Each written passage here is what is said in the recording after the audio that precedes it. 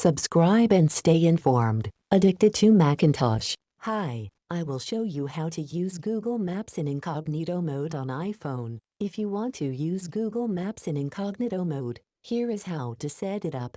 First, run Google Maps app. Next, at the top right corner, tap on the profile icon located right next to the search bar. Next, tap on Turn on Incognito Mode, which is the first option in the menu. You'll get a pop-up with a brief description of incognito mode. Tap on Close to start searching privately. Now, keep in mind that once you've enabled incognito mode within the Google Maps app, your searches will no longer be saved and the places you've navigated to will not be updated in your Google location history. That being said, you won't be able to take advantage of personalized features within Google Maps, like restaurant recommendations based on your previous visits. It's that simple. Hope you enjoy this video. Have a nice day.